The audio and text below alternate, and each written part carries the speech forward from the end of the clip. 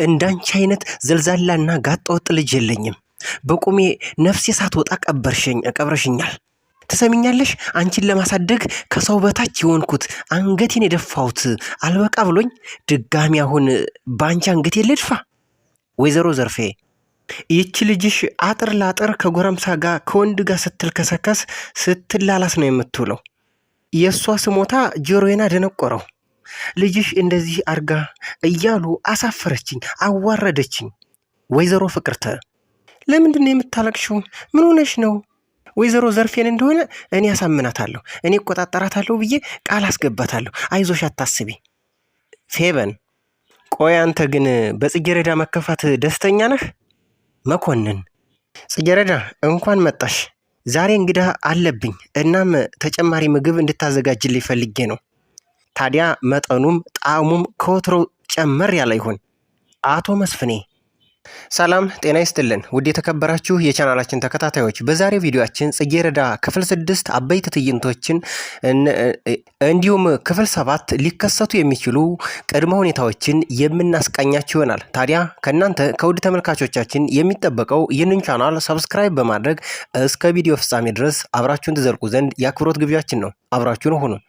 እንደሚታወቀው ጽጌረዳ እጅጉኑ በጣም የደሃ ልጅና እንዲሁም ምስኪን፣ በትምህርቷ ደግሞ እጅጉን ምስጉን በጣም ጠንካራ ተማሪ መሆኗ ይታወቃል።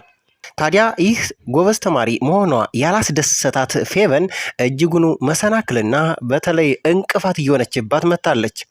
ይህ እንቅፋትነቷ መሰናክልነቷ ከቤት እስከ ትምህርት ቤት ድረስ ተከትሏት እየሄደ ወይም ደግሞ ትምህርት ቤትም አላስቀምጣት ቁጭ አላስብላቷል።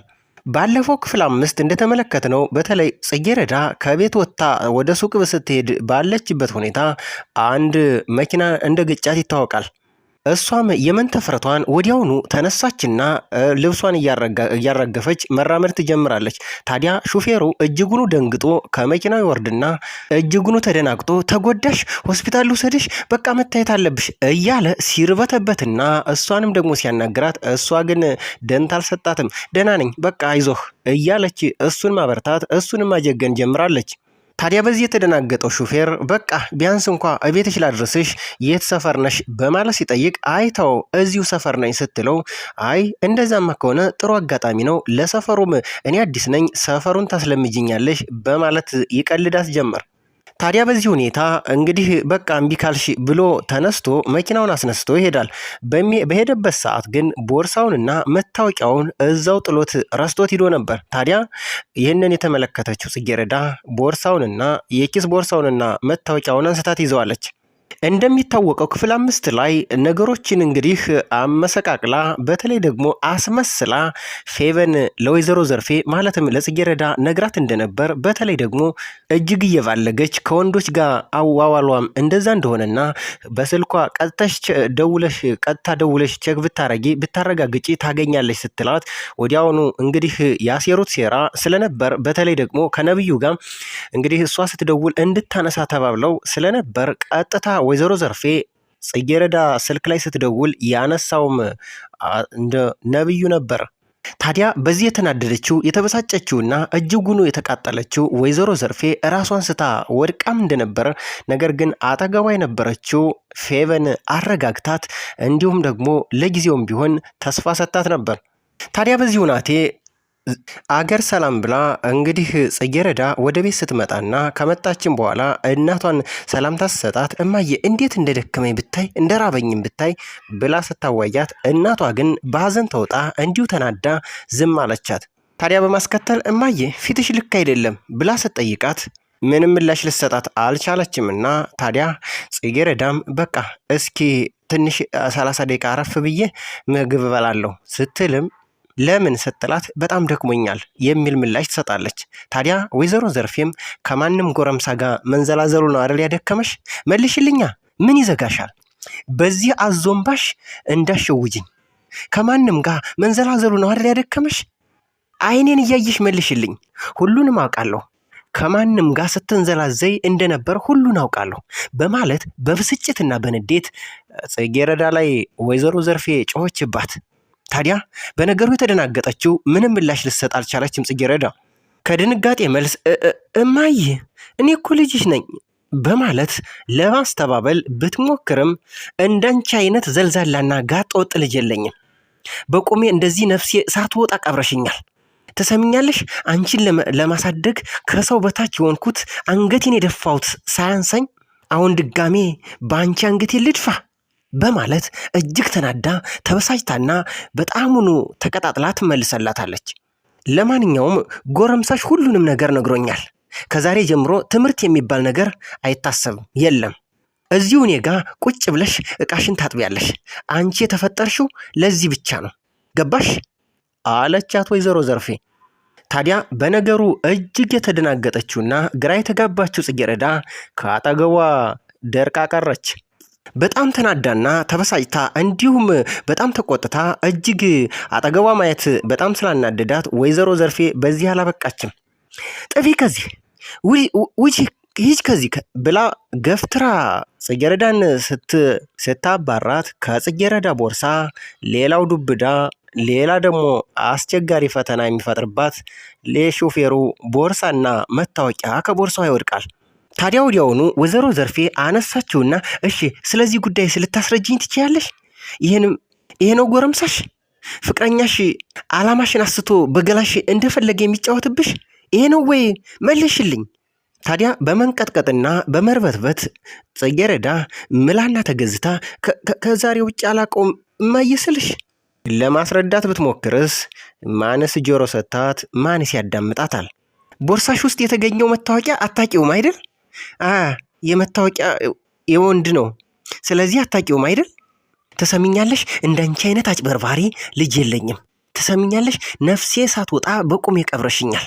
ሂጅ ጥፊ ካጠገቤ በማለት ስታባራት ጽጌረዳም በጣሙኑ አዝናና ተከፍታ ውስጧም ተረብሾ በጣሙን እያለቀሰች ትሄዳለች ወደ ክላሷ። በዚህ መሃል ጩኸትና ንትርክ እንዲሁም ጭቅጭቅ የሰማችው ወይዘሮ ፍቅርተ ዘርፌ በማለት ትጣራለች። ዘርፌ በቀጥታ ወደ ወይዘሮ ፍቅርተ ስትሄድ ዘርፌ ምንድነው ጭቅጭቁ? ሰው በቤቱ መተኛት አይችልም እንዴ? ማረፍ አይችልም? በማለት ተቆጣቻትና በዚህ መቻ በቃች። ወይዘሮ ፍቅርተ እንዲህ ስትልም ትቀጥላለች። ይኸውልሽ ዘርፌ መቼም ላንቺና ለልጅ የዋልኩላችሁን ውለታ አትረሹም። የጽጌረዳ ሁኔታ ምንም እያማረኝ አይደለም። አንቺ ስንት ነገር ሆነሽ ላፍሽን ጠብ አድርገሽ አሳድገሻት የትም እንዳትቀርብሽ እፈራለሁ። አጥር ላጥር ከጎረምሳ ጋር ከወንድ ጋር ስትልከሰከስ ስትላላስ ነው የምትውለው። ወይዘሮ ዘርፌም አፏን በእጇ አፍና እጅጉኑ ተገረመችና በጣሙኑ ተበሳጨች። እንዲሁም ደግሞ በጣሙኑ ደነገጠች። ምን ስትልም መለሰች። የእሷ ስሞታ ጆሮዬን አደነቆረው። ልጅሽ እንደዚህ ያደረገች እያሉ አሳፈረችኝ፣ አዋረደችኝ። እንግዲህ ከልጅ ለይቼም እንደማላያት እሱን ታውቂያለሽ። እሱን ካወቅሽ ደግሞ ለጽጌረዳ መጥፎ ነገር እንደማልመኝላት ታውቂያለሽ። አሁንም በግርምት ወይዘሮ ዘርፌ ወይዘሮ ፍቅርተን ታዳምጣታለች። ስለዚህ ልጅሽ እንዳንቺ ዲቃላ ተሸክማ እንዳትቀር ለም በጊዜ ሰብሰብ ብላ እንድትዳር አናደርጋትም ብላ ስትናገር ካፏ ቀበላለችና ወይዘሮ ዘርፌም ምን? አሁንም ወይዘሮ ፍቅርተ መቻ በቃችና ታዲያ ይች ልጅ አይናችን እያየ እንድትበላሽ ትፈልጊያለሽ እንዴ? ግን አሁን እኔ ጨዋ የወለደው ጨዋ የጨዋ ልጅ አግኝቼላታለሁ፣ ስለዚህ እናጋባታለን የሚል ሐሳብ ወይዘሮ ፍቅርተ ስታቀርብ፣ ወይዘሮ ዘርፌ ግን በሐሳቡ በፍጹም አልተስማማችም። እንዲህ ስትልም መለሰች። ልጄን በምገራው ገርቼ ወደ ነበረችበት መልሳታለሁ እንጂ የማይሆን ነገር ውስጥ አላስገባትም። ሌላው ጉዳይ ደግሞ አቶ መስፍኔ ጽጌረዳን እየተከታተለ እነ ወይዘሮ ፍቅርተ ቤት ድረስ ይመጣል። ታዲያ መኪና ይዞ እየሾፈረ ነበርና ድንገት ወይዘሮ ፍቅርተ በዛ ስታልፍ ትመለከተዋለች። ታዲያ ከዚህ በፊት ስለሚተዋወቁ እንዴ አቶ መስፍኔ እዚህ እንዴት ተገኙ ብላ ሰላምታ ከተለዋወጡም በኋላ አቶ መስፍኔም ወይዘሮ ፍቅርተን ስልክ የድሮ ስልክ ቁጥሬ ነው አለሽ አይደል? ስለዚህ ደውይልኝና ሌላ ጊዜ እንጨዋወታለን ሲልም ወዲያውኑ ከዛ ሰፈር ይወጣል።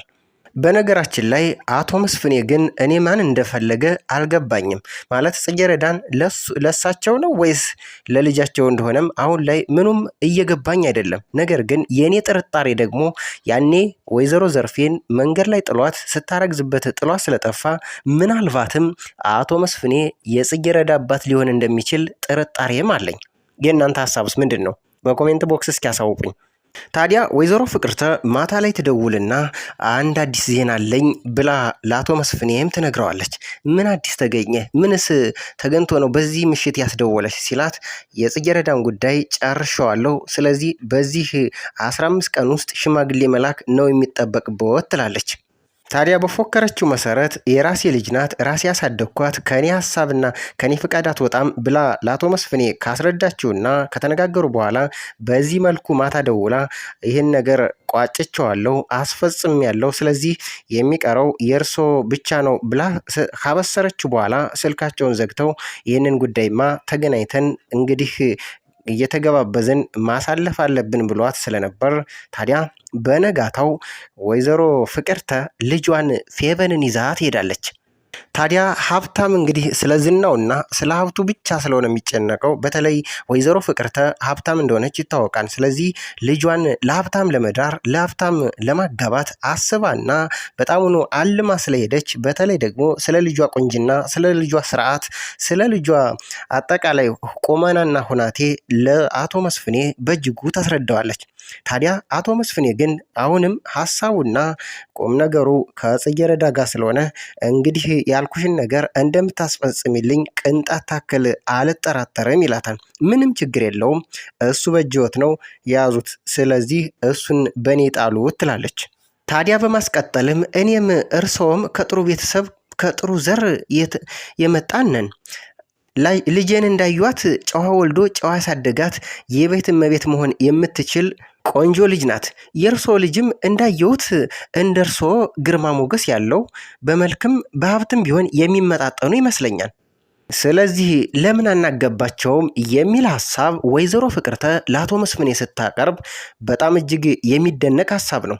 እስኪ ደግሞ በደንብ እናስብበታለን በማለት ሀሳቡንም ሳይነቅፍ አቶ መስፍኔ በይሁንታ ያልፈዋል። ሌላው ጉዳይ ደግሞ ፌቨንና ነብዩ ትምህርት ቤት ተገናኝተው ስለ ጽጌረዳ አጠቃላይ ሲያወሩና ፌቨንም ስለ ጽጌረዳ መናደድ፣ ስለ እናቷ በጣም መበሳጨትና መጣላታቸውን ለነብዩ አንድ በአንድ ስታስረዳውና ስትነግረው እጅጉኑ ተደስቶ በጣሙኑ እየሳቀና እየተሳለቀ የታባቷ እያሉ አጠገቡ የነበረው መኮንን ግን እጅጉኑ ተበሳጨ። ቆይ አንተ ግን በዚህ ጉዳይ አንተ ደስተኛ ነህ ሲልም ጠየቀው። አዎ ለምን ጠየከኝም ይላል። ታዲያ በዚህ መሃል ጽጌረዳ ትመጣለች። እያት መጣች፣ አያት አታያትም በማለት ፌቨንም ትሳለቃለች። ታዲያ በማስቀጠልም ፌቨን ነብዩን ብዙ ውለታ ግን አለብህ በማለት ጥያቄዋን ታስከትላለች። አዎ እንዴት ብዬ ውለታሽን እንደምከፍል ግን አላውቅም በማለት እሱም ይመልስላታል። ታዲያ እንደዚህ ከሆነ ለምን ዛሬ ክለብ አንወጣም ስትልም ፌቨን ሀሳብ አቀረበች። በሀሳቧ ትንሽ ቢያቅማማም ነብዩ ተስማማ። ታዲያ መኮንንን ሲጠይቁት አይ እኔ እንኳ ይቅርብኝ በማለት ሀሳቡን ነቀፈ። ታዲያ ካጠገባቸው ተነስቶ በቀጥታ ወደ ጽጌረዳ ያመራን መኮንን እየሮጠ ጽጌረዳ ጋር ለመድረስ ሲሞክር ምን ነው ጽጌረዳ ትሮጫለሽ ምናምን እያለ ሲጠይቃት፣ እሷ ግን ያው በጣም ቸኩላ ስራም ስላለባት ጽዳት ያው እንግዲህ በተመላላሽ እነ ነብዩ ቤት እየሰራች ስለሆነ ስራ መስራት አለብኝ፣ ስለዚህ ደግሞ ቶሎ ጨርሼ ወደ ቤትም በጊዜ መግባት አለብኝ ትለዋለች። ታዲያ ጽጌረዳ ከዛ ትምህርት ቤት ትወጣና በቀጥታ ወደ ነብዩ ቤት ማለትም ወደ አቶ መስፍኔ ቤት ስትገባ አቶ መስፍኔ ሽርን ጉድ እያሉ በተለይ ደግሞ መጋረጃውን እንዲሁም ደግሞ ክላሱን እያስተካከሉ ነበር። ጽጌረዳ እንኳን መጣሽ በማለት እንዴ የተፈጠረ ችግር አለ እንዴ በማለት ጽጌረዳም ደንግጣ ትመልሳለች። አቶ መስፍኔም ረጋ በማለት አይ ምንም ችግር የለም፣ ዛሬ እዚህ ቤት እንግዳ አለብኝ፣ ታዲያ ተጨማሪ ምግብ እንድታዘጋጅልኝ ፈልጌ ነው ይሏታል። ታዲያ መጠኑም ጣዕሙም ከዚህ በላይ ጨመር ይብልበት በማለት አቶ መስፍኔ ለጽጌረዳ ትዕዛዝ ይሰጣሉ። ምንም ችግር የለውም አቶ መስፍኔ በማለት ጽጌረዳ ትመልሳለች። ያው እንግዶቹ እንግዲህ እንደሚታወቀው ወይዘሮ ፍቅርተና ፌቨን እንደሚሆኑ ምንም ጥርጥር የለውም። ፌቨንና ወይዘሮ ፍቅርተ እነ መስፍኔ ቤት እንደሚሄዱ እርግጠኛ ሆና ፌቨን ስለምታውቅ ይህንን ጉዳይ ደግሞ ለነብዩ ቀድማ ትነግረዋለች። ታዲያ ያዳቆነ ሰይጣን ሳያቀስ አይተውም ነውና አሁን ላይ በእንቅፋት ላይ መከራ እንዲሁም ደግሞ በተንኮል ላይ ተንኮል ያሴሩት አቶ ነብዩና ፌቨንም ለነብዩ መምጣታቸውን ስለምትነግረው ነብዩም አሁንም ተንኮሉን በማሴርና የጽጌረዳን ወጥ እንደሚያበላሽባት አንዳንድ ማስረጃዎችም እያመላከቱ ይገኛሉ። በተለይ ደግሞ ቅመምን በመጨመር እንዲሁም ጨውን በማብዛት ምግቡ የተበላሸ እንዲሆን በተለይ ደግሞ እሷን ስም ለማጉደፍ እጅጉኑ እንደሚጥር ይታወቃል። ይህን ደግሞ በቀጣይ ክፍል 7 ላይ የምንመለከተው ጉዳይ ነው። ታዲያ ጽጌረዳ የሰራችው ምግብ ከተበላሸባት እንዲሁም ደግሞ ጨውና ቅመሙን ከጨመረባት እጅጉኑ አቶ መስፍኔ ይዋረዳሉ ማለት ነው። ከዛም አለፍ ሲል ደግሞ ወይዘሮ ፍቅርተ ጽጌረዳን ስለምታውቃት እቺ እኮ ልጅ ናት እያለች እንደምታብጠለጥልበት እንደምታዋርድበት ምንም ጥርጥር የለውም። ታዲያ የሚፈጠረው ጉዳይ እጅግ አሳሳቢ ነው። በክፍል 7 የምንመለከተው ይሆናል። የዛሬው ቪዲዮአችን ይህንን ይመስላል።